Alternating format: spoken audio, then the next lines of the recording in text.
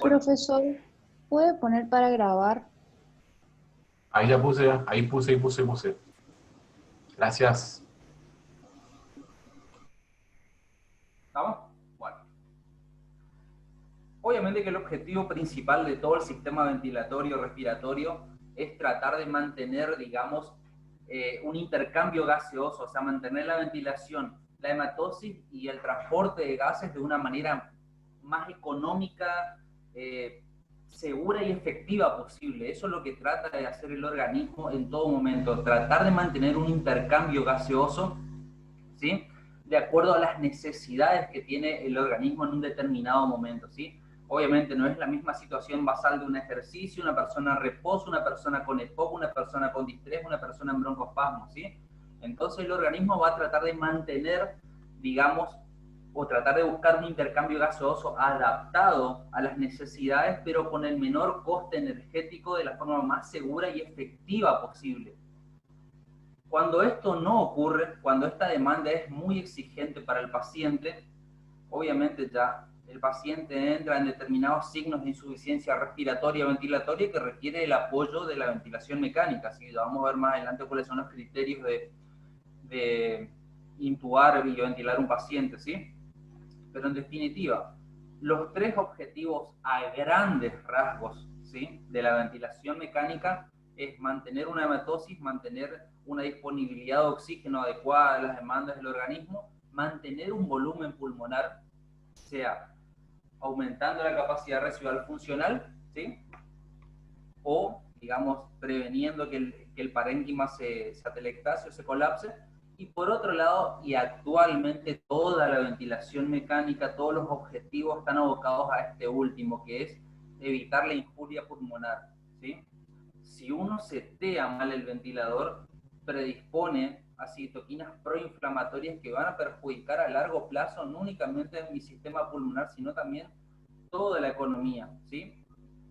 Inclusive a largo plazo se puede llegar a generar un fallo multiorgánico, partiendo de un mal setting del ventilador, ¿sí? Entonces toda la tendencia actual de la ventilación mecánica es tratar de evitar la lesión pulmonar inducida por la ventilación mecánica, ¿sí? Bueno, ahora bien, hay signos, criterios a la hora de decir, bueno, a este paciente hay que intubarlo y ventilarlo. Obviamente aquí hay pruebas que se le puede hacer al paciente, como pruebas de PIMAX, PEMAX, capacidad vital, pero que son pruebas que necesitan la colaboración del paciente. Obviamente que si esas pruebas no están bien, también me pueden llevar a la conclusión de que ese paciente necesita intubarse y ventilarse, pero lo que prima en la emergencia es la clínica del paciente, ¿sí? O sea, los signos de insuficiencia ventilatoria, respiratoria, más que nada respiratoria, es, o sea, ponerle un saturómetro al paciente y ver cuánto está la saturación por oximetría de pulso. Después, obviamente, el paciente que llega cianótico, con utilización de músculos accesorios, respiración paradojal y alteración de estado de la conciencia, obviamente es un paciente que a la larga no va a poder mantener su propia ventilación. Y es un paciente en el cual no se duda, laringoscopio, se intuba, bolsa de ambú y después se ventila. O sea, lo que prima en la emergencia, más allá de las pruebas que uno puede hacer con otros elementos, lo que prima en la emergencia es la clínica del paciente, son los signos clínicos que uno puede objetivar en la cabecera del paciente y a partir de eso, sí, bueno, este paciente se intuba y se ventila. Después obviamente se va a ver detalles del setting del ventilador, lo seteamos de esta manera, lo acomodamos de esta forma, se ve inclusive el resultado del estado óseo-base, ¿sí? Y de acuerdo al estado óseo-base uno va acomodando la ventilación mecánica, ¿sí? Pero a la hora de decidir si el paciente se intuba o se ventila, priman lo que son los objetivos clínicos del paciente en la cabecera del paciente. Muy bien. Y estas son las presiones y los conceptos básicos que uno tiene que tener en cuenta previo al desarrollo de lo que es las variables de los modos ventilatorios, ¿sí? Esto es fisiología básica aplicada a la ventilación mecánica y vamos a ir desarrollando cada uno de estos puntos específicos, ¿sí? No es fácil, digamos, explicarlo por PowerPoint, Lo que sí quiero, chicos, es que en cualquier momento, cualquiera que no entiende, me pare y volvemos sobre los puntos que no entienden, ¿sí? Bueno. Obviamente que para el sistema ventilatorio es mucho más fácil abrir un alveolo que está semiabierto a que uno que está colapsado u ocupado, sea en el caso de neumonía o el distrés, ¿sí? Entonces, para el sistema es mucho más fácil abrir un alveolo semiabierto y llevarlo a un volumen determinado que me permita un intercambio gaseoso adecuado. Ahora, la pregunta es, ¿qué me mantiene el alveolo abierto? ¿Sí? Por un lado tenemos el surfactante, eso no se discute, si el surfactante es una de las herramientas o uno de los soldados que yo tengo a mi favor para mantener ese alveolo abierto al final de la aspiración. Pero por otro lado cuento con determinados elementos como son la presión pleural y la presión transpulmonar que me van a favorecer que ese alveolo no se colapse al final de la aspiración, ¿sí? Obviamente, ¿cuál es el origen de la presión pleural? ¿Sí? Por un lado tenemos la retracción del parénquima pulmonar que tiene tendencia al colapso. Por otro lado tenemos la tendencia de la caja torácica a expandirse. Entonces tenemos fuerzas con sentidos diferentes, ¿sí? Esta fuerza del parénquima que se colapsa y la caja torácica que se expande me crean una presión negativa, ¿sí? Entre la separación de las pleuras parietal y visceral, ¿sí? Con un valor en reposo de -5, ¿sí? Entonces acá tenemos el origen de la presión pleural únicamente, ¿sí? ¿Cuál es el concepto de la presión transpulmonar? El concepto de la presión transpulmonar es la diferencia entre la presión pleural y alveolar, ¿sí? Entonces, si pueden ir anotando eso, la presión transpulmonar es igual a la presión alveolar menos la presión pleural. ¿Qué sucede en inspiración? En inspiración los músculos traccionan de la caja torácica, ¿sí? Esa fuerza es traducida en primera instancia a la pleura, me hace caer la presión de -5 a -8, y a su vez esa presión se transmite al interior del alveolo y me hace caer 1 centímetro respecto a la atmosférica, y por la diferencia de presión, obviamente, se genera la entrada de aire desde la atmósfera hasta mi alveolo, ¿sí? Entonces esa es la fisiología normal del proceso inspiratorio, ¿sí? Yo les dije que la presión transpulmonar es la diferencia entre la presión alveolar y la presión pleural. Vamos al final de la aspiración acá. La diferencia de la presión entre la presión alveolar y alveolar es la transpulmonar. Entonces vamos a valores numéricos acá, ¿sí? -0, presión alveolar, -5, presión intrapleural, igual a +5. Este valor de +5 es el valor de reposo de la presión transpulmonar, ¿sí? Y es el valor de la presión que me mantiene mi alveolo semiabierto o evita que se colapse, si uno quiere así decirlo, al final de la aspiración, ¿sí?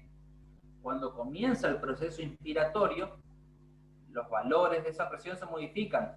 -8 pleural, -1 alveolar, y la transpulmonar es de +7, perdón, ¿sí?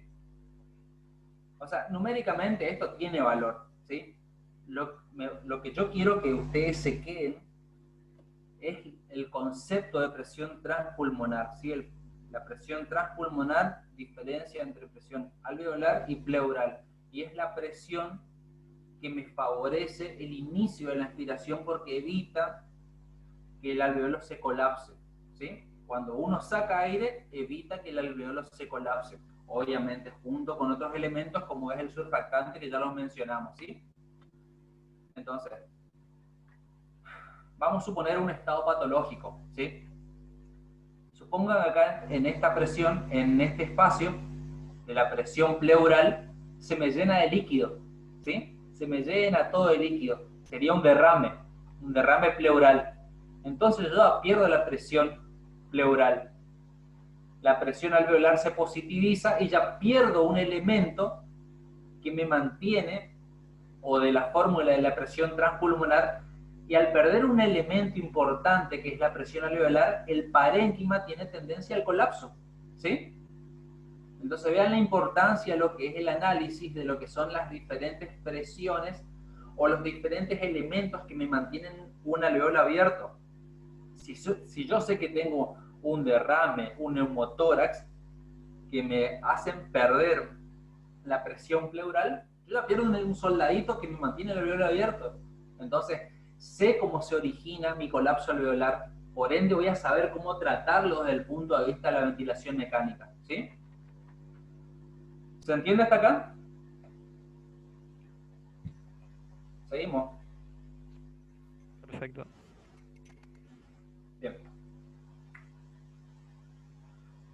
Ahora bien, el sistema ventilatorio, o sea, la fuerza que hacen los músculos ventilatorios para pasar aire desde la atmósfera hasta insuflar mi alveolo, tienen que vencer dos tipos de resistencia. Por un lado, la resistencia a la vía aérea, ¿sí? Y por otro lado, la tendencia del parénquima a sufrir una deformación. El parénquima es elástico, tiene tendencia al colapso, ¿sí? Entonces, todo el aire que pasa desde este punto hasta insuflar esto, tiene que vencer dos tipos de resistencia. La resistencia de la vía aérea y la resistencia del parénquima o la oposición del parénquima a sufrir una deformación. Conceptualmente, esto es considerado en la vía aérea el componente resistivo y en el alveolo es considerado el componente elástico, ¿sí? Entonces, la fuerza que hacen los músculos para pasar aire de este punto a este punto se traduce en presión, ¿sí? La presión de los músculos, el elemento resistivo y el elemento elástico, desde el punto de vista de la ventilación mecánica, se transmite en lo que es la ecuación del movimiento del sistema ventilatorio. Presión, componente resistivo, componente elástico. La ecuación del movimiento del sistema respiratorio dice que la presión es igual al flujo por la resistencia, en la vía aérea, más el volumen sobre la compliance, en el componente elástico, ¿sí? A modo de vista práctico, en flujo por resistencia, que hace referencia al componente resistivo, vamos a suponer que acá en la vía aérea el paciente me hace un broncoespasmo, ¿sí? Se achica el calibre de mi vía aérea, entonces la presión muscular, ¿sí? Tiene que ser mucho mayor para pasar aire de este punto a través del broncoespasmo para insuflar el alveolo, ¿sí? Vamos al otro lado. Vamos a suponer que mi alveolito acá se colapsó, hizo una telectasia, ¿sí? Está todo telectasiado este lóbulo, ¿sí? Entonces, la fuerza muscular acá tiene que ser muy grande o el doble o 10 veces su valor normal para pasar aire y, digamos, abrir toda esta parte que está colapsada, ¿sí? Entonces, si se afecta componente elástico o componente resistivo, ¿sí? La fuerza tiene que ser mayor. Componente resistivo, ejemplo de patologías en componente resistivo, el EPOC, el asma, ¿sí? Ejemplo de patologías que afectan mi componente elástico, el distrés, la neumonía, la telectasia. Si uno quiere así decirlo en forma más práctica, en la ecuación del movimiento, presión igual a flujo por resistencia más volumen sobre compliance, la primera parte me puede hacer referencia a patologías obstructivas y la segunda parte me puede hacer referencia a patologías restrictivas, ¿sí? ¿Estamos hasta acá? Sí, profe. Benito, ¿Sí? tranqui. No, bien, bien, bien. Siempre acordate que por ahí te estoy escuchando cuando hablabas, por ejemplo, de la parte de atelectasia, o el tema del síndrome respiratorio, siempre aclararle un poquitito más o menos en qué consiste, digamos, para darle más base a... ¿Me entendés? ¿Te quiero decir o no? Dale, dale, dale. Está. Porque te veo que estás volando, ¿eh? Eso no. O sea, el componente de patologías obstructivas, el ejemplo más clásico y más factible para aplicar a la hora de enseñar esto es el asma, O sea, el asma acá, el proceso obstructivo que me genera el asma es por el broncoespasmo, a base del broncoespasmo, ¿sí? Independientemente del origen y de la terapéutica que se utilice, para entender esto, el flujo por resistencia, obviamente que acá, si mi paciente me hace un broncoespasmo, se me achica el calibre, ¿sí? La presión va a ser el doble acá. Después el componente elástico, obviamente, mencioné patologías en el distrés, obviamente. El distrés, símil la neumonía, lo que sucede al nivel alveolar acá es que se me produce una ocupación. Mi alveolito, en lugar de tener ahí, se ocupa por líquido, sudado o exudado, independientemente de cuál sea, ¿sí? Se me genera una ocupación por líquido y obviamente la presión va a ser el doble que yo tengo que meter para tratar de meter aire en un alveolo que está ocupado, ¿sí? Inclusive en la telectasia es mucho más fácil, porque en la telectasia no hay ocupación, sino que hay un colapso, ¿sí? La ventilación mecánica es a base de presión positiva, ¿sí? Nosotros ventilamos a diferencia de presión negativa, fisiología normal, pero en ventilación mecánica eso es positivo. La positividad acá genera una entrada de aire por presión, y si esto está colapsado, ¿sí?, se abre mucho más fácil con presión positiva, ¿sí? Ese es el concepto básico de la aplicación de PIP, ¿sí? Vamos a ver más adelante lo que es el concepto básico de PIP, ¿sí? Pero esta ecuación, ¿sí?, es básica para lo que es el setting del ventilador y el entendimiento de la ventilación mecánica en el contexto de determinadas patologías, sea patologías obstructivas que me comprometan el componente resistivo o patologías restrictivas que me comprometan todo lo que es la variable elástica del parénquima, ¿sí? Muy bien, vamos a seguir. Yo le hablé de dos componentes hasta acá, componentes restrictivos y componentes obstructivos, ¿sí? Esta es una curva clásica del ventilador. Así, ojalá tengamos el práctico más adelante y podamos ver la parte de ventilación. Esta curva aparece en la pantalla del ventilador y es una curva de presión-tiempo, ¿sí? Acá comienza la inspiración, ¿sí? Llega a un punto, ¿sí?, que es el límite, hace una pausa y el paciente expira. En este caso lo que hace el ventilador es manejar todo el ciclo, tanto en la inspiración como la expiración, ¿sí? Y ustedes van a ver acá dos picos, por así decirlo, un pico mayor y un pico menor, ¿sí? El pico mayor hace referencia a todo lo que es el componente resistivo, ¿sí? El componente resistivo, ¿sí? Y el pico menor hace referencia a todo lo que es el componente elástico. Entonces, en esta curva, presión-tiempo, que yo la veo en el ventilador, ¿sí?, cuando se ve este dibujo clásico, yo sé que el pico mayor, que es mi componente resistivo, se lo traduce como presión pico, así se llama, presión pico en el ventilador. Y la parte menor es la presión plató, ¿sí? Presión pico, presión plató. Presión pico, componente resistivo, presión plató, componente elástico, ¿sí? Vamos a guardar que esto es inspiración, siguen la flecha, hace una pausa y comienza la expiración. Después vamos a ver en más detalle lo que son las curvas en la parte de ventilación mecánica, en la parte de modo, ¿sí? Profe. Entonces, presión pico, componente resistivo, todo lo que sea bronquio, ¿sí? Presión plató, componente elástico, todo lo que sea parénquima, ¿sí? Muy bien. Profe, ¿Sí? una pregunta. ¿En este caso los elementos de presión y tiempo se programan o ya está predeterminado por el ventilador? Una pregunta. Ahora más adelante vamos a ver la parte de modos, y la presión y el tiempo se toman como variables, ¿sí?, a la hora de setear un determinado modo ventilatorio. Más adelante vamos a ver que la ventilación a grandes rasgos se divide en modos controlados y modos asistidos. En los modos controlados nosotros seteamos todas las variables y el ventilador hace todo el trabajo y controla todo el ciclo ventilatorio.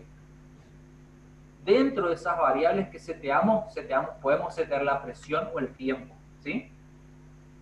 Pero el ventilador, eso me grafica. Uno de los gráficos que tiene el ventilador es la curva de presión-tiempo. Hay muchos más gráficos, no vamos a entrar en detalle ahora.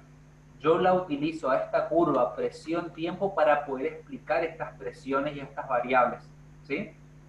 No es mi intención que sepan en exactitud cuánto es la presión pico, cuánto es la presión plató, no.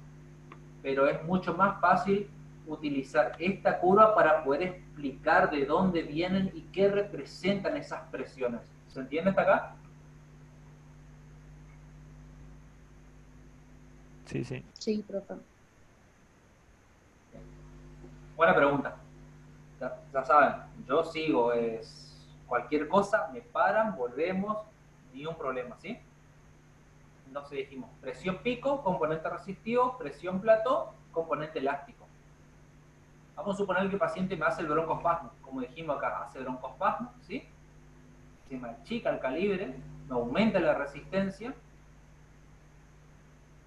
y como la presión pico me traduce el componente resistivo, la presión pico en lugar de estar acá, va a estar acá. Va a estar bien elevada respecto a la plató, que la plató se va a mantener acá nomás, ¿sí? Vamos a suponer que mi paciente hace atelectasia, todo esto, ¿sí? Entonces, la presión pico, que dijimos que iba a estar acá, va a estar acompañada de una plató, pico acá, y la plató va a estar acá, bien alta también, ¿sí? Entonces, mediante el gráfico de esta curva, uno puede ir más o menos desmenuzando qué tipo de patologías y cómo se va comportando el paciente a largo plazo respecto a la terapéutica que uno puede tener de acuerdo a la interpretación que hace de las curvas del ventilador, de los valores, de las presiones y de la semiología que uno hace en la cabecera del paciente, ¿sí?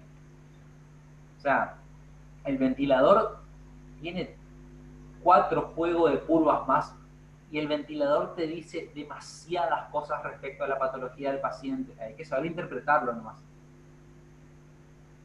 Muy bien. Este otro componente muy básico y muy importante, que es la compliance, ¿sí? Conceptualmente, la compliance es el volumen sobre la presión, ¿sí? Otra forma de decirlo es el cambio de volumen que experimenta el parénquima producto de un cambio de presión, ¿sí? Como dijimos, si acá hay un cambio de presión de acá a menos 5, menos 8, de 0 a menos 1, hay un cambio de presión. Y al haber un cambio de presión, se va a generar la entrada de aire. Y al generarse la entrada de aire, mi alveolo se va a expandir. Entonces, ese es el concepto de compliance. Cambio de volumen precedido de un cambio de presión. O el cambio de volumen que experimenta el parénquima pulmonar precedido de un cambio de presión a expensas de la modificación de la presión pleural o transpulmonar, si uno quiere así decirlo, ¿sí? ¿Rápido? Muy bien. Este es el gráfico típico de compliance, ¿sí? Volumen, presión, ¿sí? Yo voy a hacer acá, esto es patológico, vamos, lo normal sería, dijimos cambio de volumen precedido de un cambio de presión. Entonces, cuando comienza la inspiración, ¿sí? Se genera, sigan el cursor, se genera cambio de presión, ¿sí? Un cambio de presión hasta acá, e inmediatamente a eso le sigue un cambio de volumen. Aumenta mucho el volumen hasta determinado punto que empieza la expiración, ¿sí? La curva de compliance normal, ¿sí? Es más bien vertical, no tan acostada como está esta hacia la derecha, sino más bien vertical. ¿Por qué? Porque nosotros en un parénquima normal no necesitamos tanta presión para ganar mucho volumen, ¿sí? La ventilación en inspiración normal es poca ganancia de presión y mucha ganancia de volumen, ¿sí? Inspiración, expiración, ¿sí? curva normal es más bien vertical. ¿Qué sucede con esta que está acá? ¿Sí? Esta curva, por ejemplo, es típica de un paciente con patologías restrictivas. Sematelectación, sematelectación, sematelectación. Tengo el componente elástico totalmente aumentado a expensas del colapso de mis alveolos, ¿sí? Entonces, si tengo colapsado mi parénquima, va a suceder lo siguiente. Genero mucha presión, ¿sí? Al generar mucha presión en un principio, no genero casi nada de ganancia de volumen, ¿sí? Mucha presión y poco volumen. Va a llegar un momento en que se va a generar un punto de inflexión en el cual se genera mucho volumen y poca presión, ¿sí? Acá era mucha presión, poco volumen. Acá es mucho volumen y poca presión a partir de este punto de inflexión, ¿sí? Y después lo que va a suceder es a partir de otro punto de inflexión se va a generar mucha presión y poco volumen nuevamente. O sea que esta parte y esta parte se comportan entre comillas de la misma manera respecto al concepto de compliance. Acá y acá se genera mucha presión y poco volumen, ¿sí? Y la parte media es la que es más apta para ventilar. ¿Por qué? Porque se genera mucho volumen y poca presión. ¿Me siguen hasta acá?